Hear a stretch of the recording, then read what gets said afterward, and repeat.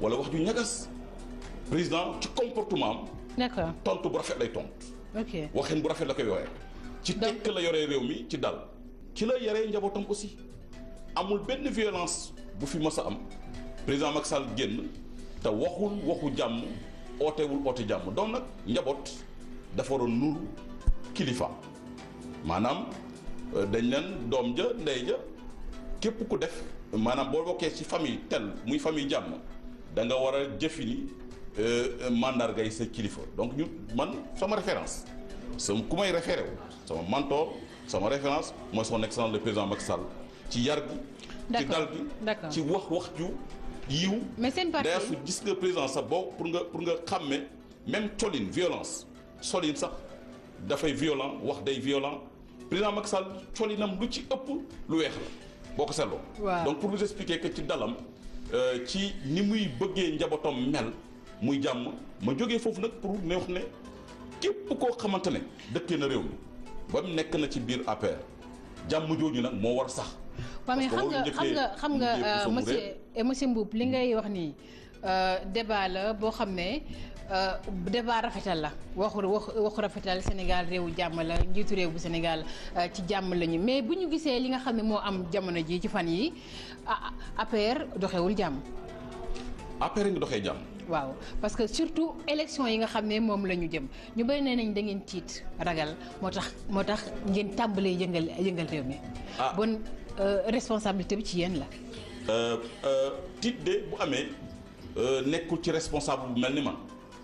lu tax ñun nekk nañ toll nañ foo xamante ne ci niveau de massification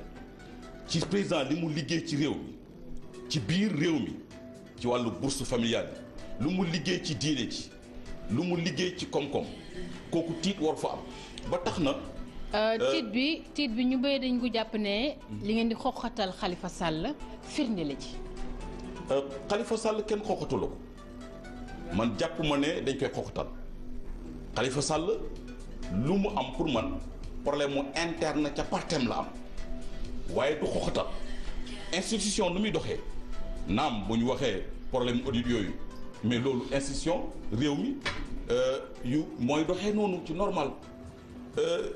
président Macky Sall dérangé wu leen. non dérangé wuñu nullement ku nga xamante ne toll na foo xamante ci 65% yee ñu indee woon ci nguur gi waaye niveau ni ñu liggéeyee ci réew mi ci wàllu jege askan bi alal réew mi dem ca waa réew mi demal ci biir région yi. demal ci village yi jëlal programme bu nga mel ni PUDC ci askan bi ni ñuy jotee xéwal gi ci jotin boo xamante ne xam nañ ne président Macky Sall président bu jege askan bi la donc tiit amu ci te Khalifa Sall xoxataluñ ko wax dëgg yàlla. moom xanaa yëgul ne denrée yokku na monsieur le ministre moom xanaa yëgul ko. xamoo ne. ne denrée de première nécessité yi dafa yokk bu exponentiel te loolu bokkoon na ci yéen seen cheval de bataille réduction mais jamono ji sénégalais sonn nañ. jàpp ma ne président ni mu defee soxna si Adja bi tey ni mu defee réew mi ci répartition des richesses def ba nga xamante ne économie bi mu ngi dox sonn boobu ci daanaka ni ñu yokkee certes mën nañu wax ne constaté nañ ko mais président Macky Sall soxlaam mooy naka lay def ba subventionner ces produits là ba nga xamante ne richesse bi dana circuler na mu war a circuler ba askan bi mën a gis seen bopp ci nguuram ñun parce que ndey su mu may wax ndax dañoo tiit ma ne ko ñun dañoo karaxawal benn kuréel bu tudd Kaar Naataange li ñu créé ci ay financement wu jigéen ba jigéen ñooñu tey seen capacité pouvoir d'achat may na leen lu ñu attanee may na leen lu ñu bokkee ci rythme économique bi ba mën a dund anam bu gën a rafet anam bu gën a tey ci seen dundin donc du ma jàpp ne yokk benn ñaari produit tax na ba ñu ne askan bi sonn ne man li may woo ci violence boobu violence bi c'est extrêmement important pour que yu mel nii plateau yu mel nii seen show plateau yi ak yeneen plateau yu am ñu koy indi débat yu mel nii di ko waxtaane parce que réew mu mel ni Sénégal ñu xamee ko jàmm xamee ko mandargay stabilité gis nañ lu xew ci yenn réew yi ci ay as ay yu ndaw yi mën a indi ci fitna. Donc les hommes politiques doivent être encore beaucoup plus c'est très bien responsable toog waxtaan bàyyi yenn fitna yu ñuy yee en tout cas ñun si suñu kuréel gi ñu taxawal ci biir APR képp ku ci nekk mu ngi dawal jàmm joo xamante ne mu ngi def duñ xaste duñ wax wax ju ñaaw duñ ko jëfin boo xamante ne méngoowul ak président Macky Sall lim ñu sant ci wax jàmm waxee ko ci anam yu teey anam yu respectueuse ak askan bi wërsëg bu nit. d'accord maanaam nga war a nekk député. bu ko yàlla tuddee ci yow di nga ko nekk ala kulli haal donc jarul fitna jarul yee fitna parce que boo gaañee nit sa frère nga gaañ wala sa xarit mbokk ngay Sénégal benn bopp la kenn mënu ko xar ñaar. voilà d'accord Abdou yow li ngay nekk li ngay wax ni yëpp ay leçons de morale la li ngay wax ni yëpp ay leçons de morale la ak ragal ginnaaw ñi nga xamante ne ñoom ñoo jiite parti bi ngir ëllëgati si biir bu ñuy seddu nga mën cee bokk sama xalaatu bopp la mais dañu gis ni au sein de Benno Bokk Yaakaar sax laay wax déjà ñu ngi dëgmal ay élections parti bi jëlagul décision coalition bi jëlagul décision mais ay nit ñu bëri ñu ngi tàmbali yëkkati seen kaddu bi ci mudd moo di rakku président de la république mi ne moom mooy tête de liste Benno Bokk Yaakaar ci diwaanu Guédiawaye am na ci droit. mais est-ce que c'est pas prématuré discipline de parti fan lay féete foofu coalition bi prononcé gul yow nga bëgg a jël les devants est-ce que quelque part du jox raison ñi ne rakku président Macky Sall dafa bëgg a doon buur doon bubbi. fooguma loolu. xam nga élection ambition nit ku nekk mën na ko am prétention dañuy bañ ambition ne man damaa bëgg bokk ci liste nit mën na ko am. mais quand il dit Benno Bokk Yaakaar maay tête de liste bi Guédiawaye ci élection législative. dañ ko wax da ko wax. moo ko waxee ak gémmiñam. li mu wax waaw mais kooku ambition la. mën na ne damaa bëgg bokk. on est en démocratie. non du damaa bëgg bokk de maay tête de liste. Ndiaye Dos. maay tête de liste ñëpp xam nañ ne Sénégal pays. bu démocratique même nu ñuy defee liste même boo ne man maay wala maa bëgg maa am ambition nekk ci parti politique ngay jaar ci coalition politique ngay jaar joxe sa candidature ñeneen joxe majorité bi wax ne diw moom am na droit sénégalais la ci parti la nekk APR la nekk am na droit am na sañ-sañu man de dama bëgg nekk tête de liste Benno Bokk Yaakaar fii ci Guédiawaye waaye nag ñu bàyyi mbir mi doxee na mu war a doxee ci wàllu démocratie waa jox responsable yi fa nekk sëq coalition bi ñu war a waxtaan seen biir xool kan moo war a jiitu ñu jiital. voilà mais xam nga affaire anam yi ci jàmm affaire parti la boo xamante ni tout rek élection yu gënoon a métti. élection yi te jàmm rek la mujjee. voilà mais aussi monsieur le moytu yenn ngeen baal ma ci kàddu bi may bëgg a wax yi yenn imagination yi. wala yenn sos yi wala yenn xelaat yu fitna. kenn imaginé wul te ñëwagut. kenn imaginé wul kenn sosulu ko moo ko wax nit ñi dégg. ci rajo ak télévision la waxee. démb la ko wax. nit ñi dégg nañ ko ba xas na ci Malick Gakou xas na ci keneen ak keneen ak keneen. loolu moom du lu ñu imaginé. du lu ñuy sos lu am la. tungu ne du teew ñuy nataal te maa taal faar bakkan la laaj wala fa ko wax. léegi APR ñu ne parti politique la yaay. waaye parti politique boo xamante ni mouvement ya ca nekk. ñoo gën a fës que parti bi su ma jëlee Kaar Natangué su ma jëlee yeneen mouvement ànd falaat Macky en 2019 xam nga dafa mel ni mouvement yooyu ñoom ñooy aamu pas coalition mais ñoom ñooy aamu APR quelque part est-ce que gestion APR nekkul gestion boo nga xamante ni dafa sooxe wala président de la république li mu yenu moo ko ëpp doole ba taratul doxalinu parti bi. Ndiaye Dos jërëjëf analyse bu pertinente nga def j'avoue cela vous savez histoire politique période bu nekk dafay am lu koy marqué boo demee ci parti socialiste temps président Diouf tendance yi les tendances daanaka moo yoroon équilibre parti li yàlla def ci biir APR mooy. mouvement yi bëri juddu na ci notamment Kaar Natangué bi nga xamante ne moom laa jiite di am démarche spécifique parce que Kaar Natangué ñun wax dëgg yàlla dañoo analyser suñu parti xool ko ni muy doxee xool ni mu organisé woo ñu ne nañ taxawal kuréel goo xamante ne dina nekk taxaw pour régler beaucoup de problèmes ci yenn responsable yoo xamante ne fàtte nañ leen ci doxalin ci wàllu financement wu jigéen ñi ci wàllu organiser chauffeurs yi bañ gis seen bopp ci nguuru président Macky Sall ut ay lettres garantie FONGIP teg ko ci ay institutions microfinance encadrer population bi ba aujourd'hui 74 000 femmes jot nañ financement dépassé nañ 100 000 personnes yoo xamante ne dugal nañ leen ci APR je dis bien loolu taxoon day astu ba muy wax sànq tax tiit ngeen ma ne ko tiituñu comme responsable mel ni ñun man di jëm ci élection. mais est-ce que loolu du stratégie pour mën a séddu pour mën a bokk ci liste nationale bi ci élection législative est-ce que du stratégie. ñun suñu objectif. ci njëlbeen gisuñu woon élection législative ñun xam nga lan lañ gisoon naka la ñuy def ba président Macky Sall am second mandat ci diggante bi nag ci diggante second mandat bi ak 2019 am na élection législative évidemment li ñuy liggéey président Macky Sall jox ñu ay lettres de garantie mu permettre chauffeurs yi ñu am seen mutuelle de santé subventionné ko permettre chauffeurs yi ñu am seen i oto def coopérative d'habitat junnee kër lu ma junnee sénégalais tey am seen kayitu kër jaaree ko suñu mouvement ñu gunge ay jigéen ñu jot financement de 74 000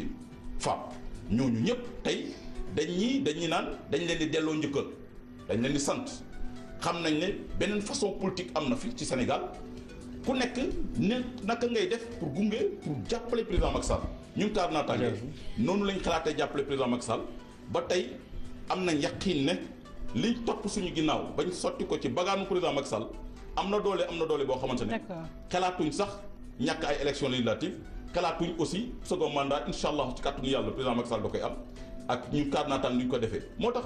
gi ko yooyu yëpp mu jàppale ñu dayastu da bal mu ma daal di benn kii loolu yëpp mu jàppale ñu ci lettre de garantie FONGIP de 600 millions ci subvention protection santé des chauffeurs moo tax ngeen baal ma dañ koy sargal dañu bëgg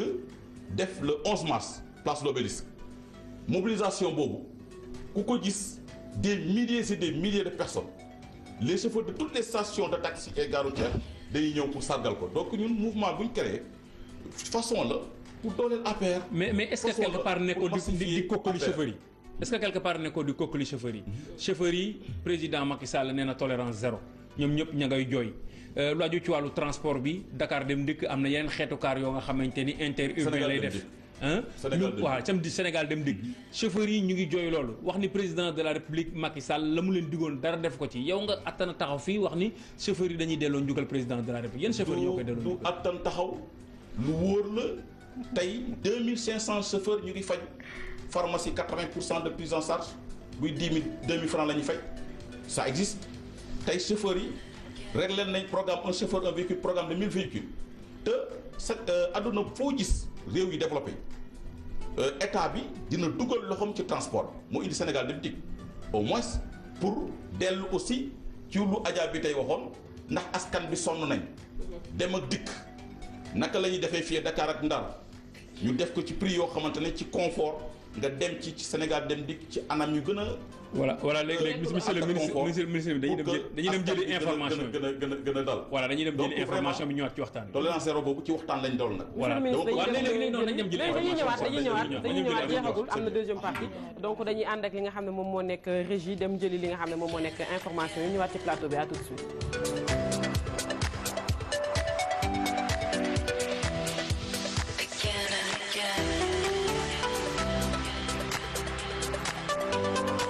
les denrées de première nécessité yi dafa yokk bu exponentiel te loolu bokkoon na ci yéen seen cheval de bataille réduction mais jamono ji sénégalais yi sonn nañ. jàpp ma ne président ni mu defee soxna si Adja bi tey ni mu defee réew mi ci répartition des richesses def ba nga xamante ne économie bi mu ngi dox sonn boobu ci denrées yi ñu yokkee certes mën nañu wax ne constaté nañ ko mais président Macky Sall soxlaam mooy naka lay def ba subventionner ces produits là ba nga xamante ne richesse bi dana circuler na mu war a circuler ba askan bi mën a gis seen bopp ci nguuram ñun parce que ndey su mu may wax ndax dañoo tiit ma ne ko ñun dañoo karaxawal benn kuréel gu tudd Kaar Naataange li ñu créé ci ay financement wu jigéen ba jigéen ñooñu tey seen capacité pouvoir d'achat may na leen lu ñu attanee may na leen lu ñu bokkee ci rythme économique bi ba mën a dund anam bu gën a rafet anam firnde la ci Khalifa Sall kenn xoxatu la ko man jàpp ma ne dañ koy xoxatal Khalifa Sall lu mu am pour man problème mu interne ca partem la am waaye du xoxatal institution nu muy doxee naam bu ñu waxee problème audit yooyu mais loolu institution réew mi yu mooy doxee noonu ci normal. président Macky Sall dérangé wu leen. non dérangé wuñu nullement ko nga xamante ne toll na foo xamante ci 65% yéen ñu indee woon ci nguur gi waaye niveau ni ñu liggéey ci réew mi ci wàllu jege askan bi alal réew mi dem ca waa réew mi demal ci biir région yi demal ci village yi jëlal programme bu ne nga mel ni PUDC ci askan bi ni ñuy jotee xéwal gi ci jotin boo xamante ne xam nañ ne président Macky Sall président bu jege askan bi la donc tiit amu ci te Khalifa Sall xoxataluñ ko wax dëgg yàlla. moom xanaa yëgul ne problème yokku na monsieur le ministre moom xanaa yëgul ko. xamoon ne wala wax ju ñagas président ci comportement am. d'accord tontu bu rafet lay tontu. ok waxin bu rafet la koy yoree. ci tekk la yoree réew mi ci dal. ci la yoree njabootam aussi amul benn violence bu fi mës a am président Macky Sall génn te waxu jàmm ootewul oote jàmm donc nag njaboot dafa waroon nuru kilifa maanaam dañ leen doom ja ndey ja képp ku def maanaam boo bokkee ci famille tel muy famille jàmm da nga war a jëfini mandargay sa kilifa donc ñu man sama référence ku may référé wu sama mentor sama référence mooy son excellence le président Macky Sall ci yar gi ci dal gi ci wax ju yiw mais seen parti d'ailleurs su gis nga président sax boo pour nga xàmme même colline violence solin sax dafay violent wax day violent président Macky Sall colinam lu ci ëpp lu weex la boo ko seetloo donc pour vous expliquer que ci dalam ci ni muy bëggee njabootam mel muy jàmm ma jógee foofu nag pour ne wax ne képp koo xamante ne dëkkee na réew mi ba mu nekk na ci biir APR jàmm jooju nag moo war sax. parce que xam nga monsieur Mboup li ngay wax nii débat la boo xam ne débat rafetal la waxu rafetal Sénégal réewu jàmm la njiitu réew bu Sénégal ci jàmm lañu mais bu ñu gisee li nga xam ne moo am jamono ji ci fan yi APR doxewul jàmm. APR ngi doxee jàmm. waaw parce que surtout élection yi nga xam ne moom la ñu jëm ñu bëri nee nañ da ngeen tiit ragal moo tax ngeen tàmbalee yëngal réew mi. bon responsabilité bi ci yéen la. tiit de bu amee nekkul ci responsable bu mel ni man lu tax ñun nekk nañ toll nañ foo xamante ne ci niveau de massification ci président li mu liggéey ci réew mi ci biir réew mi ci wàllu bourse familiale yi lu mu liggéey ci diine ji lu mu liggéey ci koom-koom kooku tiit war fa am ba tax na. tiit bi ñu bëri dañ ko jàpp ne. li ngeen di xoxatal Khalifa Sall. bu gën a tey ci seen dundin donc du ma jàpp ne yokk benn ñaari produit tax na ba ñu ne askan bi sonn nañ man li may woo ci violence boobu violence bi c'est extrêmement important. pour que yu mel nii plateau yu mel nii seen show plateau yi ak yeneen plateau yu am ñu koy indi débat yu mel nii di ko waxtaane parce que réew mu mel ni Sénégal ñu xamee ko jàmm xamee ko mandargay stabilité gis nañ lu xew ci yenn réew yi ci ay yu ndaw yi mën a indi ci fitna donc les hommes politiques doivent être encore beaucoup plus c'est très bien responsable toog waxtaan bàyyi yenn fitna yu ñuy yee en tout cas ñun si suñu kuréel gi ñu taxawal ci biir APR képp ku ci nekk mu ngi dawal jàmm joo xamante ne mu ngi def duñ xaste duñ wax ju ñaaw duñ ko jëfin boo xamante ne méngoowul ak président Macky Sall lim ñu sant ci wax